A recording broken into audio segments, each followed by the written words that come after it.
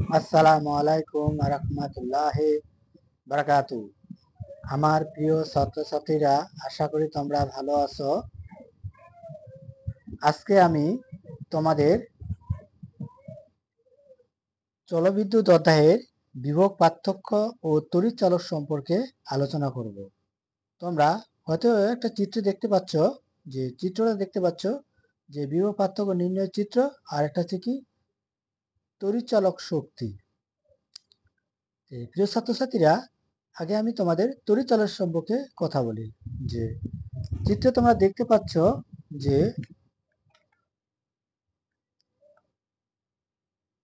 এটি একটি রোধ, এটি রোধ এবং এই যে কোষ, এই কোষটাকে বলা হয় তড়িৎ চালক শক্তি। কারণ এই কোষের মধ্যে যে বিদ্যুৎ খরচ হয়, অর্থাৎ বিদ্যুৎ অপচয় হয়, সেটা হচ্ছে অভ্যন্তরীণ রোধ। সেটাকে দ্বারা আর দ্বারা প্রকাশ করা হয়। কি দ্বারা? আর দ্বারা প্রকাশ হয়। এটাকে বলা হয় অভ্যন্তরীণ রোধ। যে অভ্যন্তরীণ রোধ মানে হচ্ছে যে এর মধ্যে যে বিদ্যুৎ খরচ চলতেছে অনবরত। যদি সেটা যদি বসে থাকে, ব্যাটারিটা যদি বসে থাকে কন্টিনিউ, সেটা প্রতিদিনই খরচ হবে এবং সেটার নাম হচ্ছে কি তড়িৎ চালক শক্তি। তাহলে তড়িৎ চালক শক্তি বলতে যে যেহেতু এই বিন্দু থেকে, মানে অর্থাৎ এই কোষের এক বিন্দু থেকে পুরা বর্তনী ঘুরিয়ে আনতে ওই কোষের বর্তনী, অর্থাৎ আমি শুরু করলাম এখানে এ থেকে শুরু করলাম এবং এ থেকে শুরু করে এই বর্তনী, পুরো বর্তনী ঘুরিয়ে আনতে আবার এই বর্তনীতে আসবে, এটা নাম হচ্ছে কি তড়িৎ চালক শক্তি। অর্থাৎ এই বর্তনীতে ঘুরে আসলে এটা নাম হচ্ছে কি তড়িৎ চালক শক্তি।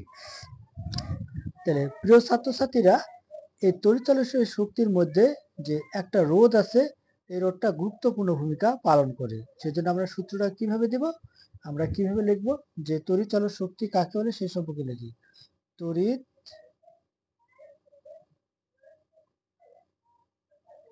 চালক শক্তি কাকে বলে?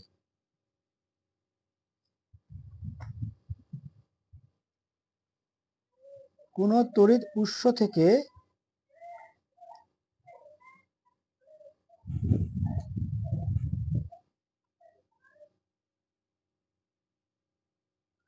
অর্থাৎ যে কোনো তড়িৎ উৎস থেকে, মানে এই উৎস ধরলাম এটা এ বিন্দু, দেখিয়ে দিলাম এ বিন্দু, এ উৎস থেকে,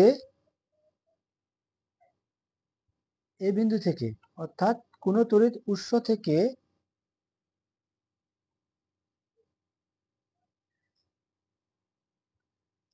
একক ধনাত্মক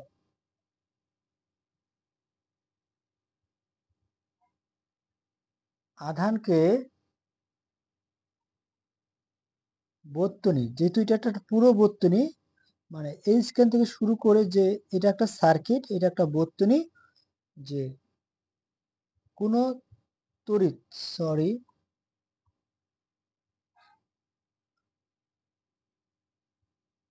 উৎস থেকে, কোন তড়িৎ উৎস থেকে একক ধনাত্মক আধানকে বর্তনীর এক বিন্দু থেকে থেকে তাহলে এক বিন্দু থেকে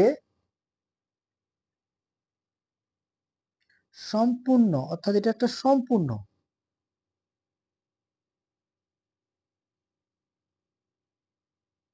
বর্তনী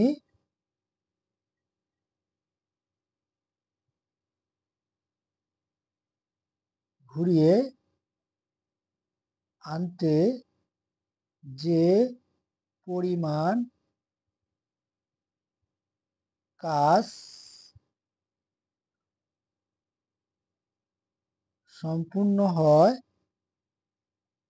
তাকে তড়িৎ চালক শক্তি বলে। তাহলে প্রিয় ছাত্রছাত্রীরা, যে এই বিন্দু থেকে, এই বিন্দু হচ্ছে তড়িৎ উৎস, এখান থেকে বর্তনীর আবার সেই বিন্দুতে ফিরিয়ে আনতে যে পরিমাণ শক্তি খরচ হয় তাকে বলা হয়, যে পরিমাণ আধান প্রবাহিত হয় তাকে বলা হয় কি তড়িৎ চালক শক্তি।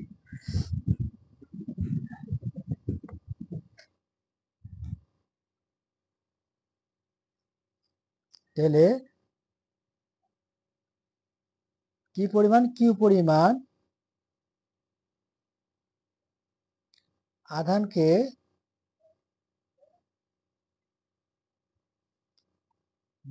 সম্পূর্ণ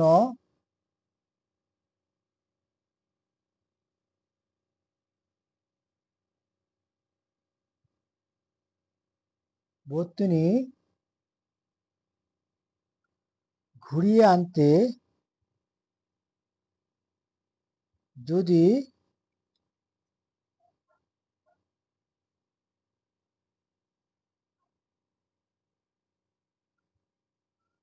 ডাব্লু পরিমাণ কাজ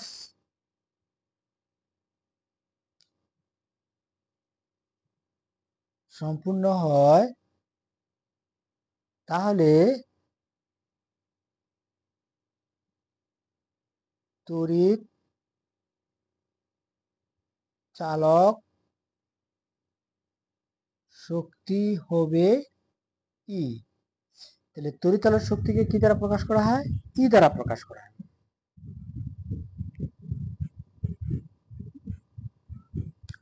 তাহলে আমরা লিখতে পারি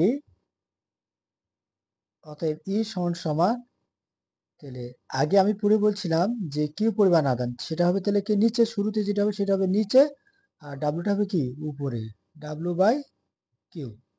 তাহলে আমরা সূত্র অলরেডি পেয়ে গেলাম ডাব্লু বাই কিউ। যেহেতু ডাব্লু হচ্ছে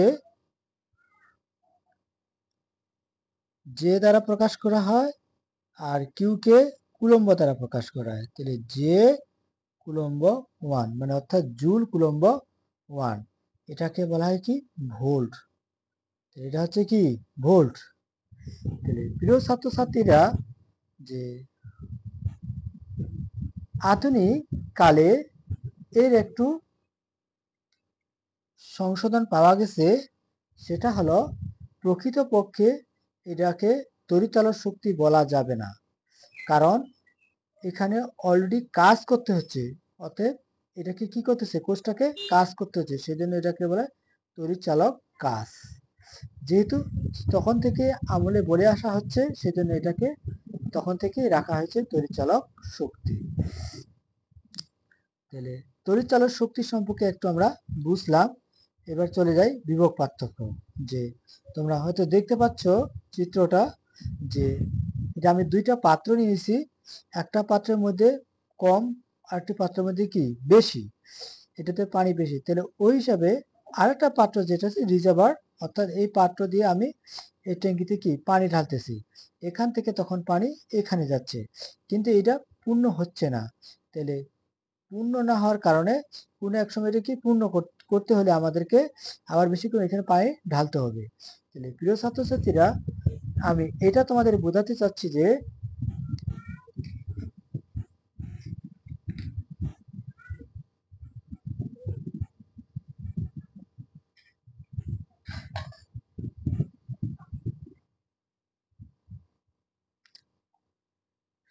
যদি কম পরিমাণ,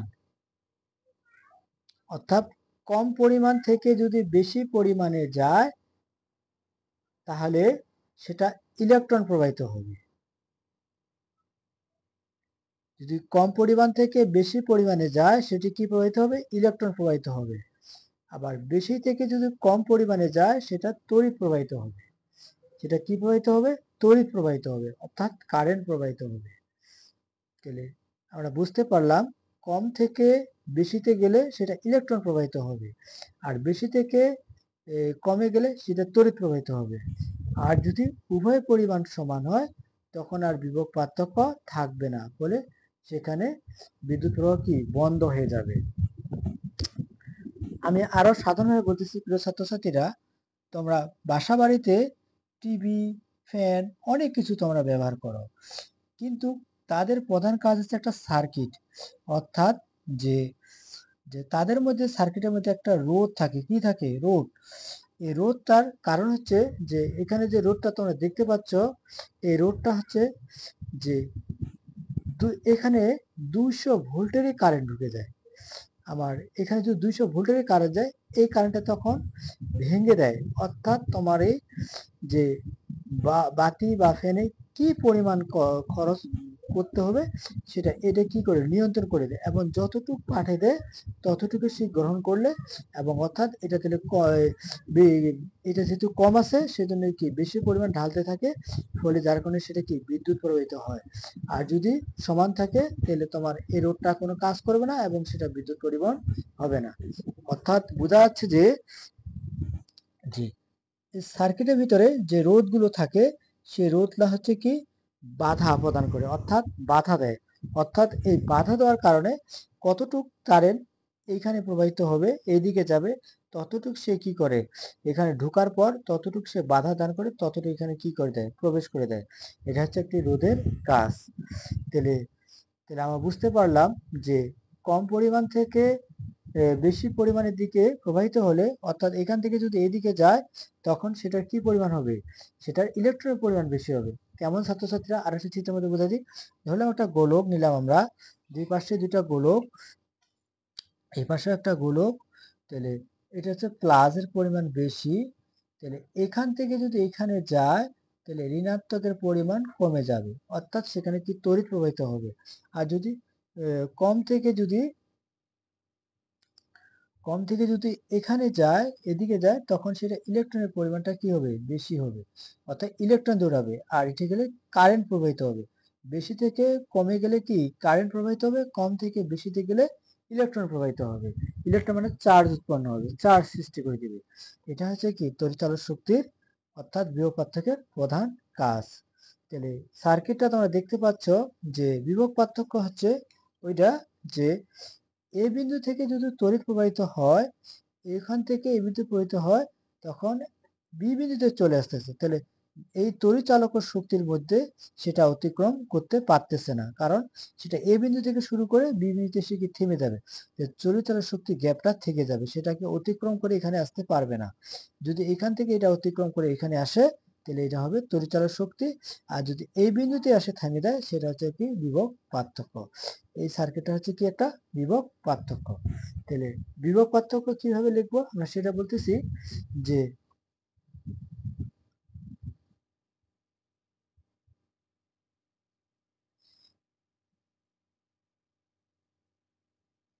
বর্তনীর এক বিন্দু থেকে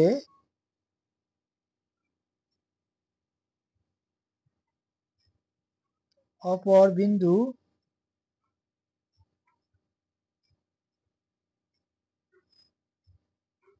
যেতে যে পরিমাণ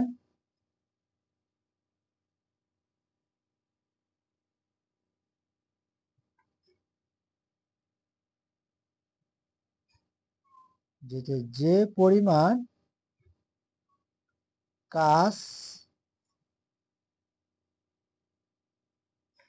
সম্পূর্ণ করে তাকে বিভব পার্থক্য বলে।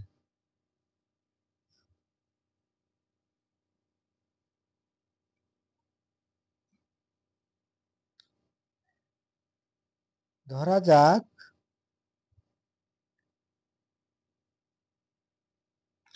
কিউ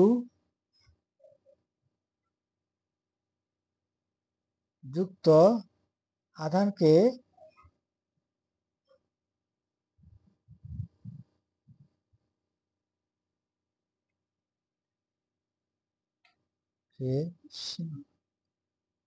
স্থানান্তর করতে স্থানান্তর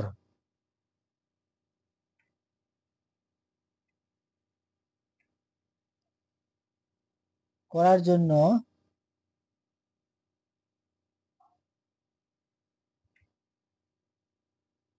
ডাব্লু পরিমাণ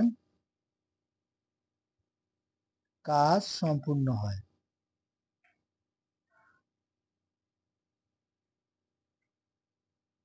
তাহলে ভি সমান সমান ডাব্লু বাই কিউ। ভি সমান কি ডাব্লিউ বাই কিউ। তাহলে হচ্ছে এটা কি বিভব পার্থক্য। তাহলে প্রিয় ছাত্রছাত্রীরা এই বিভব পার্থক্যের অপর নাম হচ্ছে পটেনশিয়াল। কি শেয়ার? পটেনশিয়াল। অর্থাৎ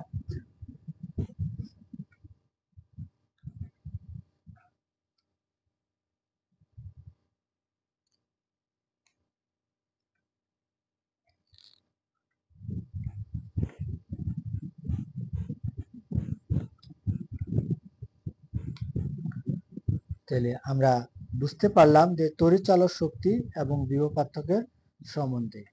যেহেতু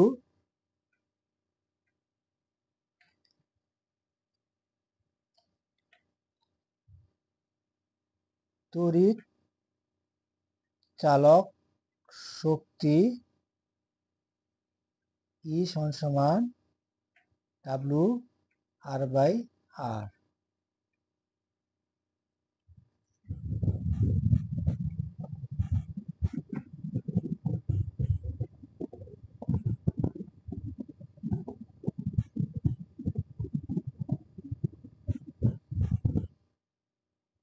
ই হবে সরি এটা আই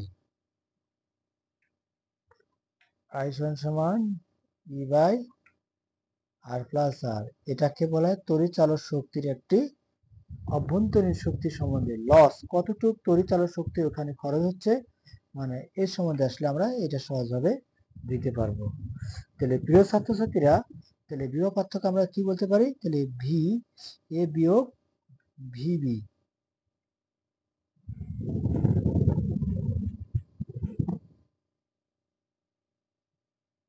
অর্থাৎ ভিবি বিয়োগ ভি এভাবেও দিতে পারি।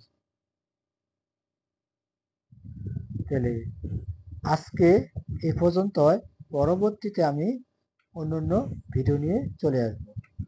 আশা করি তোমরা সবাই ভালো থাকবে। আসসালামু আলাইকুম ওয়া রাহমাতুল্লাহি ওয়া বারাকাতুহু।